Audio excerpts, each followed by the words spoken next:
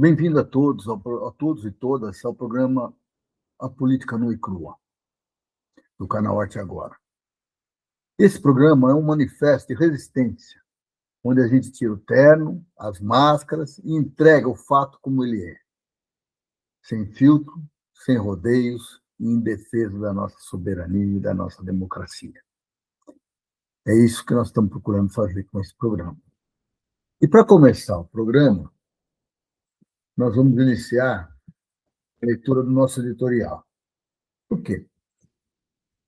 Nós passamos esse final de ano, muita gente esqueceu que o Brasil existe, que o Brasil vai ser, mas eu não consegui. Acho que é um pouco pelos cabelos brancos e tudo mais. Eu não consegui fazer isso. Eu continuo muito antenado no que nós queremos do Brasil, o que nós queremos da engenharia do Brasil, que é uma área que eu atuo, o que nós queremos do canal Arte Agora, o que nós queremos do programa Política no Crua. Então, eu pré-escrevi um editorial que eu gostaria de ler para vocês. Pelo Brasil que queremos, o chamado da política nua e crua. Vejam que é um tema que tem puxado sempre, né? Saudações, ouvintes, lutadores e companheiros de jornada do programa Política Nua e Crua. Chamo todos vocês a participarem do nosso programa e a estarem junto com a gente. Iniciamos esse ciclo com o coração pulsante e a mente tocada no futuro, focada no futuro. Esse não é apenas mais um ano eleitoral, o ano 2026. É a encruzilhada histórica, onde decidiremos o projeto de nação que deixaremos para as próximas gerações. O nosso programa não nasceu para ser neutro, nem para ser apenas um espectador da história, mas sim um catalisador do debate franco e corajoso. É isso que a gente quer. Por isso convocamos cada um de vocês. Ajudem-nos a construir um conteúdo que afronte o status quo e desenhe a muitas mãos um Brasil democrático, soberano, justo e igualitário. Nós não buscamos reformas cosméticas que apenas maquiam a desigualdade. Buscamos a eleição de um projeto progressista, comprometido com a democracia real e com premissas que não podem ser negociadas. As nossas bandeiras de luta, algumas das nossas bandeiras de luta. Educação como libertação. Rejeitamos programas como a Escola Sem Partido e as escolas cívico-militares. Educação de qualidade não forma robôs obedientes ou súditos acríticos, mas cidadão capaz de transformar a realidade. E é isso que nós queremos, cada vez mais, que a nossa juventude, que as nossas gerações, elas tenham força para lutar e transformar a realidade. Nós precisamos transformar essa realidade. Queremos nossas universidades públicas fortalecidas, produzindo ciência e tecnologia, que alimentem nossa indústria e o sonho dos nossos jovens. Nós queremos que essa formação ela vá desde da básica até a universidade. Nós queremos trazer as estudantes, dar a eles a alegria de lutar por esse país e de discutir os nossos problemas e de participar do nosso futuro e estar aqui defendendo o nosso país. Essa educação que a gente imagina como libertação e não como mais algo que a gente vai criar e vai tocar por aí. Não, é libertação. Para isso, nós precisamos de jovens treinados, desde a sua mais tenra idade, a ter senso crítico, a ter participação, para terem opinião, para defenderem as suas opiniões. Isso é educação de qualidade para nós. Economia para a vida e não para o rentismo. Basta de políticas neoliberais e dogmas que ajoelham o país diante do mercado financeiro e da Faria Lima. Chega disso. A economia deve servir ao combate à fome e à miséria e à evolução do nosso povo. garantindo a emancipação e dignidade.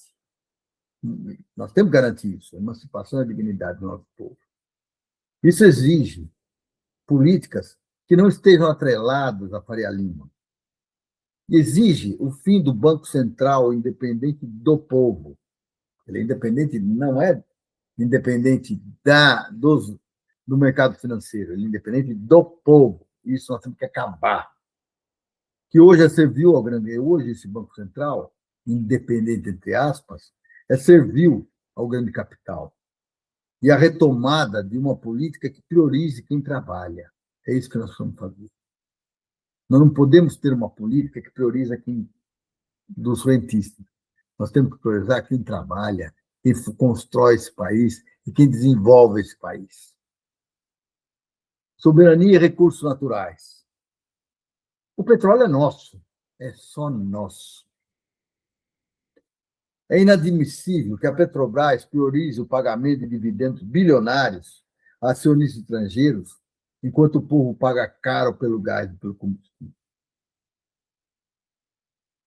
Precisamos de exploração, de refinamento, de distribuição e transição energética a serviço do desenvolvimento nacional.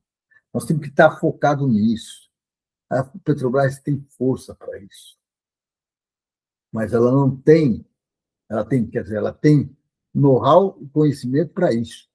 Mas ela tem, hoje, a força do capital estrangeiro pressionando-a contra os interesses nacionais.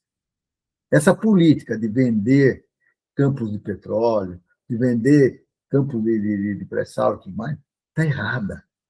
Essa política de nós estarmos dependentes de bolsa de valores está errada. Nós temos que garantir a nossa independência. E, para isso, nós temos que ter todos os recursos nas nossas mãos e fazer a diferença. Chega de sermos um fazendão também, além disso, exportador de matéria-prima e mero consumidor de tecnologia alheia. Um país sem indústria é um país sem futuro. Um país sem tecnologia é muito mais sem futuro. Então, nós temos que desenvolver as nossas tecnologias. Nós temos que defender a nossa tecnologia. Nós temos que defender a evolução do Brasil. Comida no prato e meio ambiente protegido. Produzir alimentos saudáveis a preços compatíveis com o salário do trabalhador é o dever do Estado. Para isso, é importante seguir exemplos que realmente trazem diferença. Planejamento. Incentivar a agricultura sustentável não é opção, é sobrevivência. Observem isso. Planejar e incentivar a agricultura sustentável não é política, não é opção, é sobrevivência. Defendemos a restauração imediata de políticas ambientais também que foram destruídas pela PEC da devastação. Nosso bioma é nosso maior capital e a garantia de vida para as futuras gerações. Isso que nós temos que botar na cabeça. Nossos biomas são nossos maiores capitais e a garantia de vida para as nossas futuras gerações.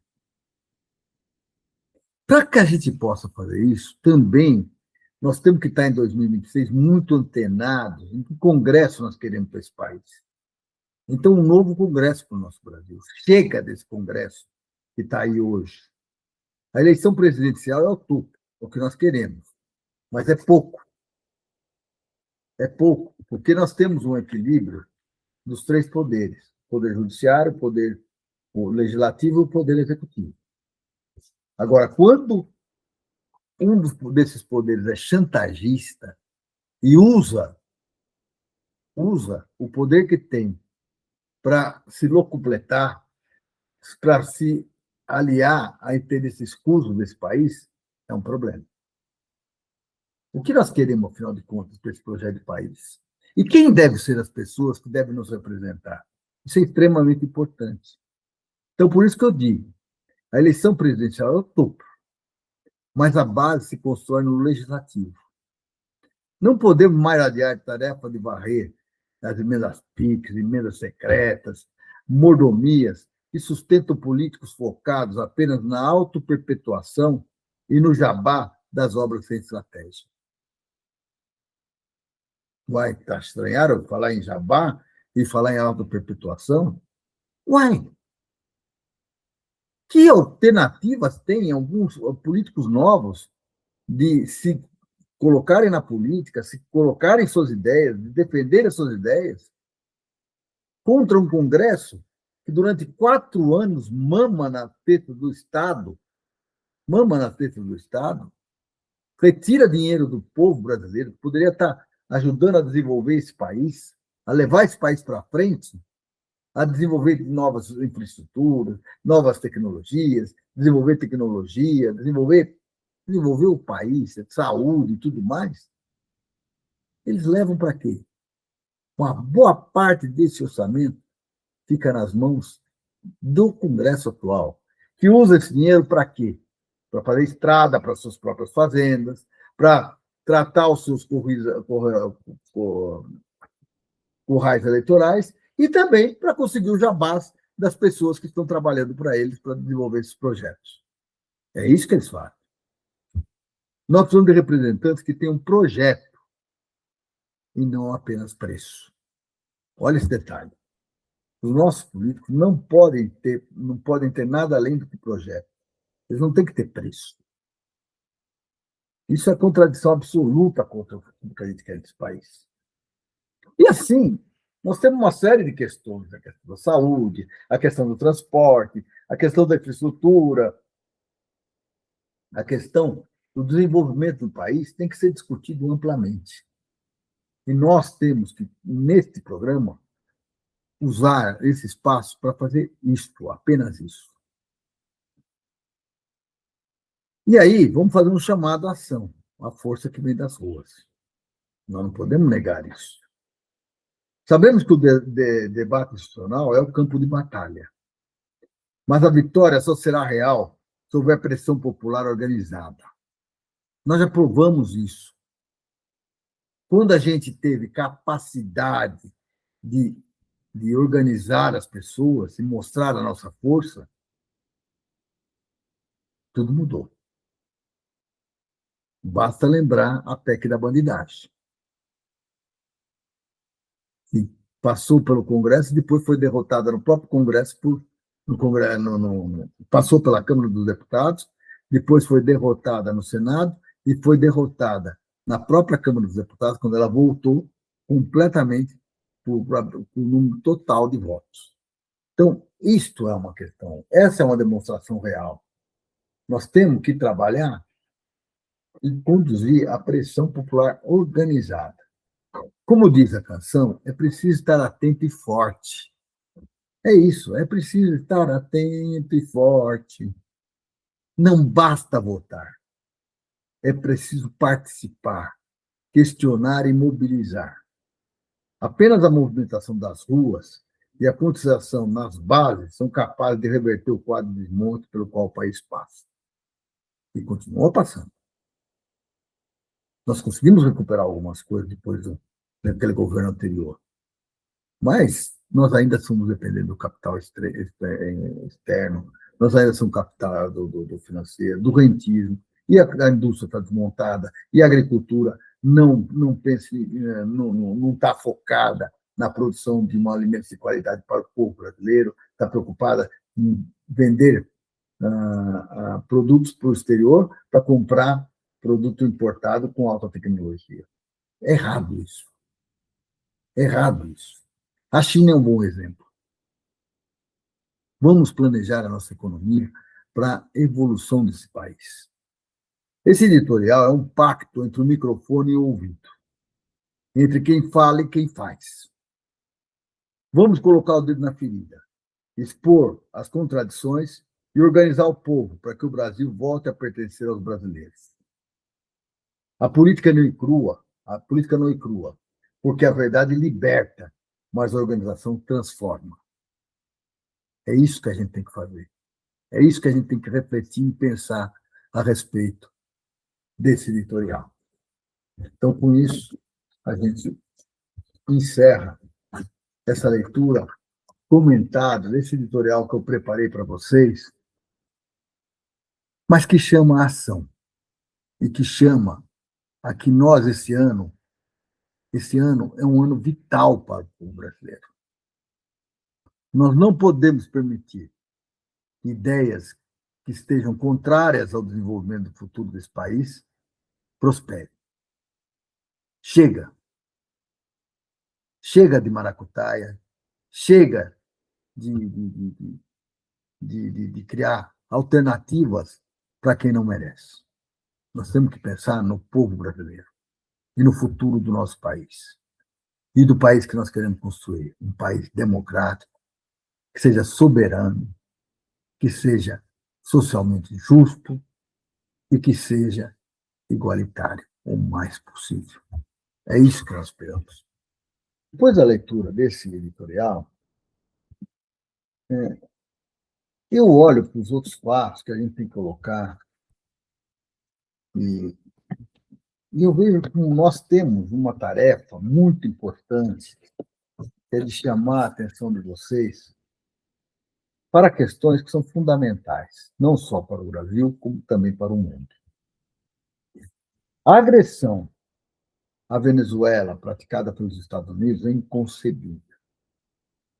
Nós não podemos manter, enquanto país soberano, democrático, nós não podemos fechar os olhos ao que está ocorrendo lá, ao que os Estados Unidos estão fazendo na Venezuela.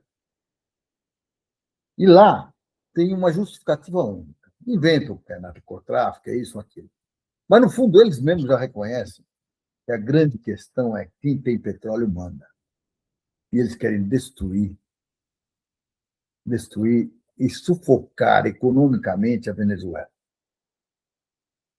E nós somos contrários a esse tipo de agressão imperialista, e que desrespeita a vontade do povo venezuelano. Não será aplaudindo as forças americanas que estão acantonadas em volta na frente da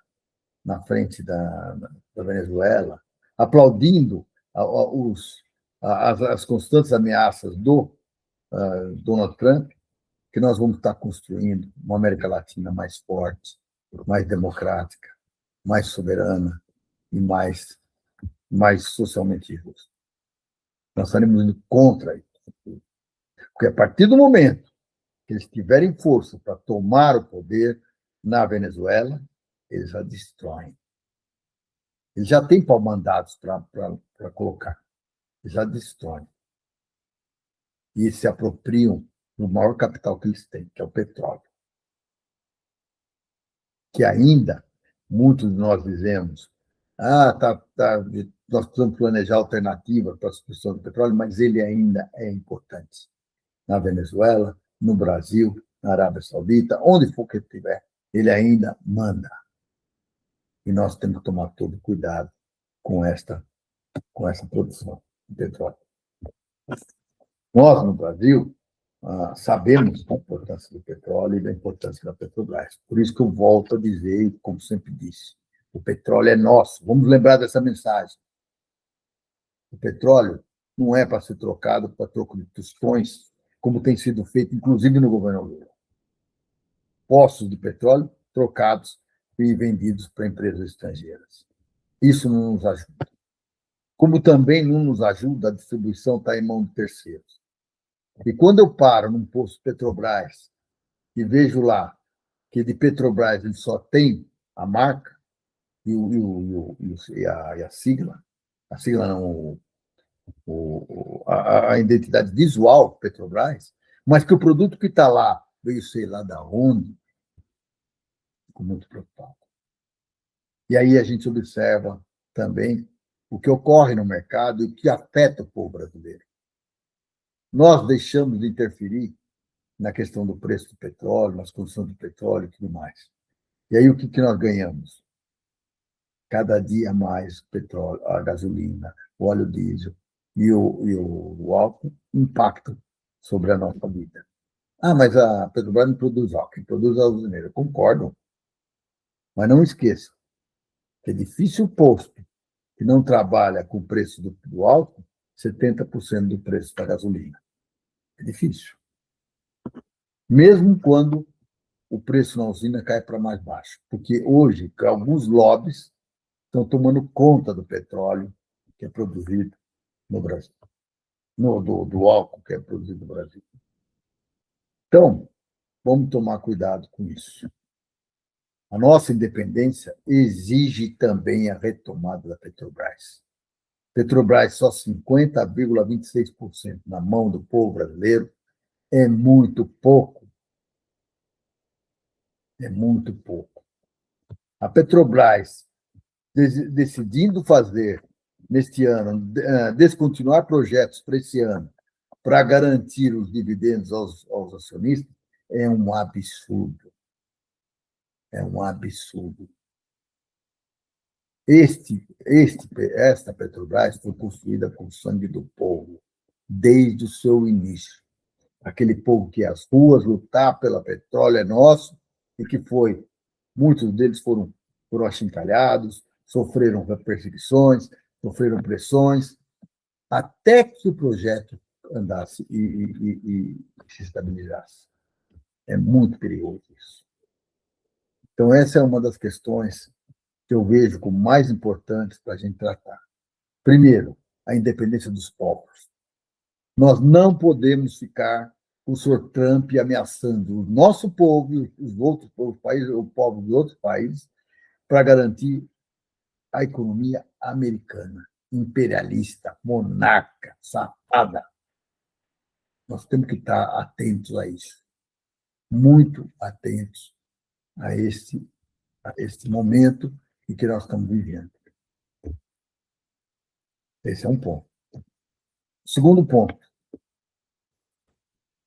nós estamos começando um novo ano e terminamos o ano muito mal.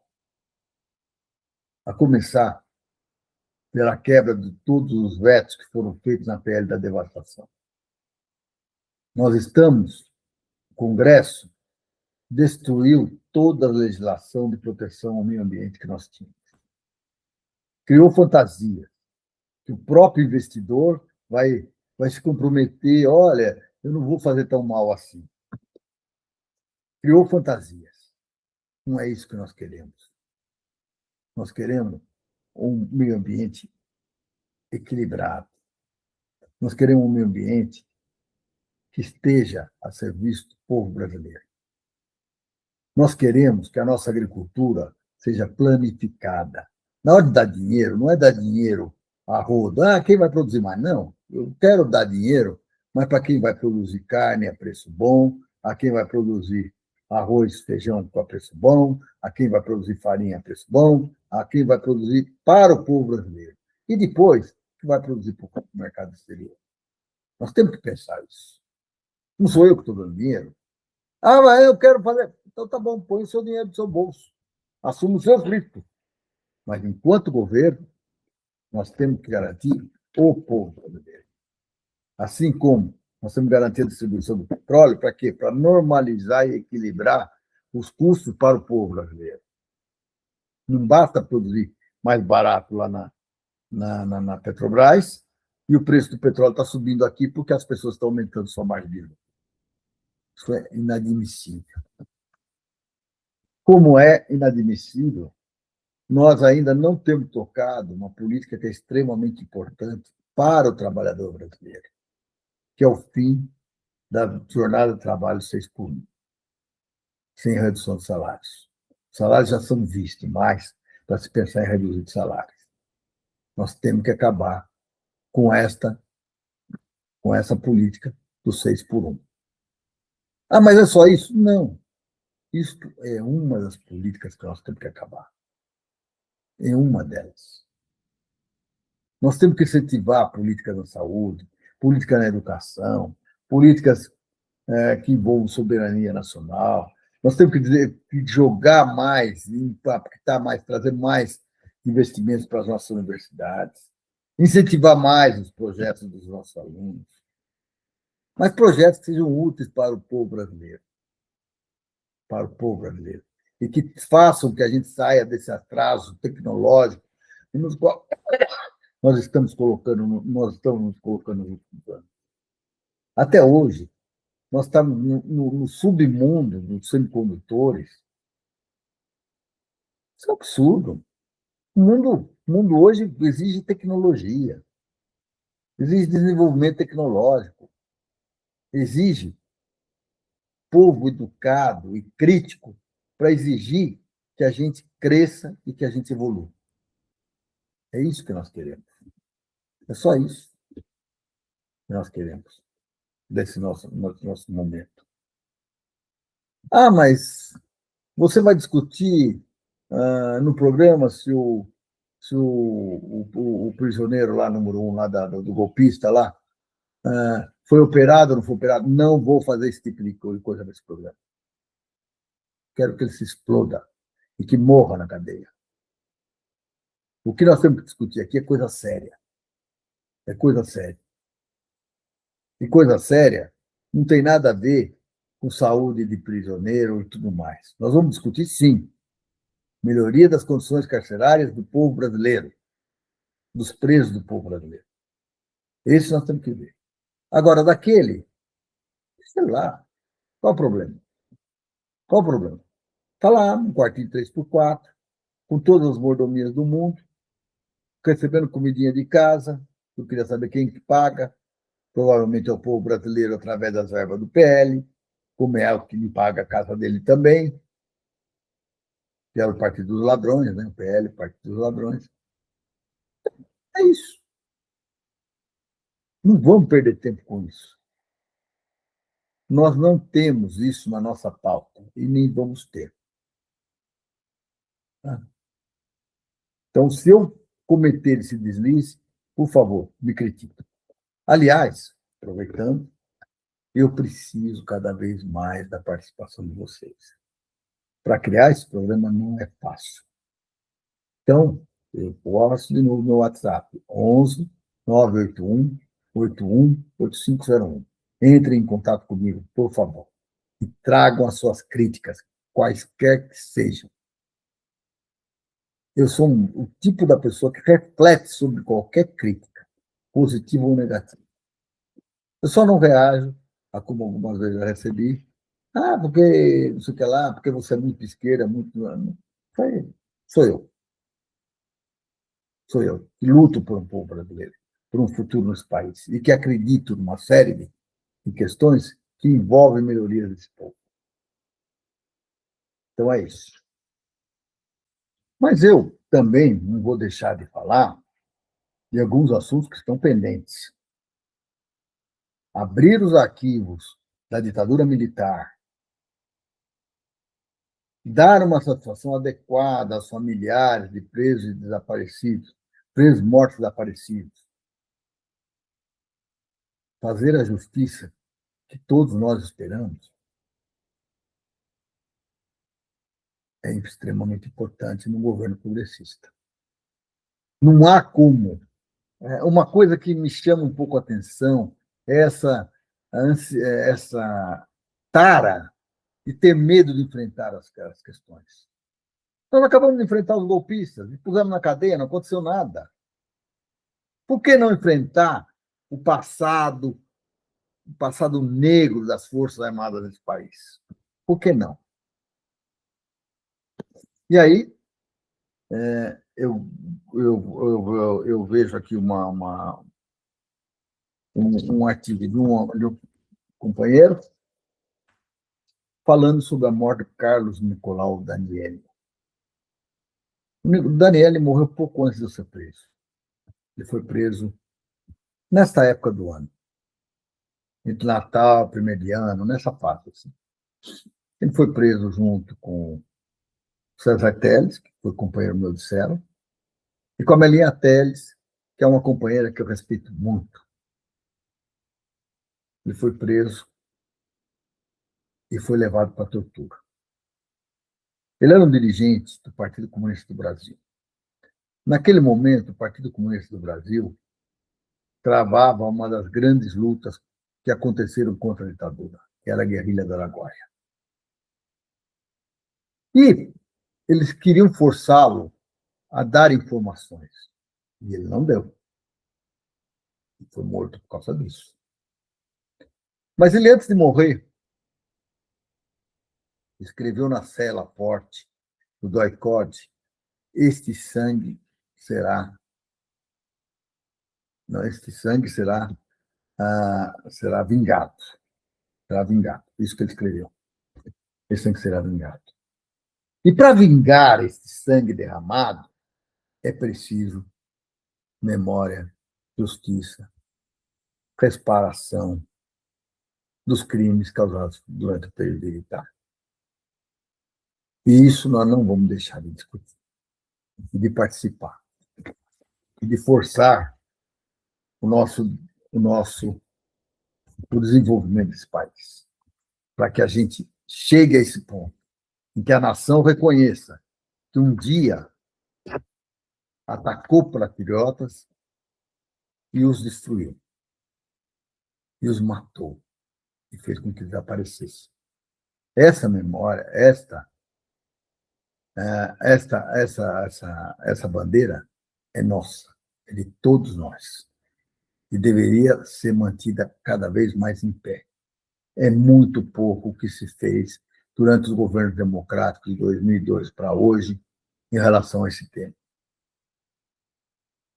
É muito medo de enfrentar essa situação, e é necessário que ela seja defendida e seja passado um fim, mas um fim com dignidade, um fim com reconhecimento do Estado, do que ele fez durante aqueles tristes anos da ditadura militar.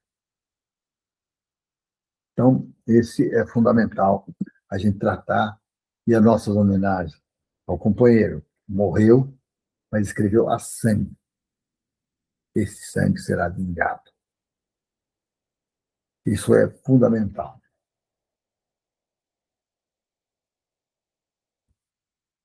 Uma outra questão que também chamou muita atenção das pessoas, que está chamando a atenção, é a questão do Master, do Banco Master. Essa é uma questão que, se a hora que mexer e trabalhar com essa questão, ela vai levar a labirintos muito difíceis. Ela vai atingir tanto direita como esquerda, como centro, como todo mundo. Mas o Globo, através de uma repórter que não tem noções do que é fazer reportagem, do que é lançar informações por meio de comunicação, ela resolveu transformar a questão do Master numa questão muito maior, para destruir quem? O Alexandre de Moraes e sua família. Já não bastava a lei Magnitsky, agora elas queriam destruir com o próprio. Por quê? Porque dentro do STF hoje, o Alexandre de Moraes representa a voz mais firme contra o arbítrio, contra o golpismo, contra a extrema-direita, contra as fake news. Ele que representa isso tudo. E sem prova nenhuma, apenas no ouvir dizer, e ouvir dizer de gente que está até aqui envolvido na questão do Banco Master, e aí pega-se a Tulira da vida, o próprio ex-presidente lá, o próprio CEO do Banco Master, mais o André Esteves, mais essa gente que sempre atua no submundo, sem provas concretas, ela partiu para cima. Partiu para cima e aí viu que não tinha sustentação. A própria imprensa, Daniela Lima, começou a questioná-la e tudo mais. E aí ela soltou, segunda-feira passada, não me lembro quando, ela soltou uma nota e ela disse, no meio da nota ela dizia assim: olha, o Alexandre de Moraes, quando esteve visitando o Galípolo, lá no Banco Central, ele perguntou do Banco Master. Mas quando o Galípolo disse que tinha problemas no Banco Master e que precisava e que apurações deveriam ser feitas, ele logo foi o primeiro a dizer: apurem os problemas do Banco Master, toquem para frente. Uma atitude que é muito corajosa e é dele mesmo. Ele não é ninguém de esquerda, não é nem coisa, mas essa é uma atitude dele. Ele não deixa para depois o que pode ser feito hoje.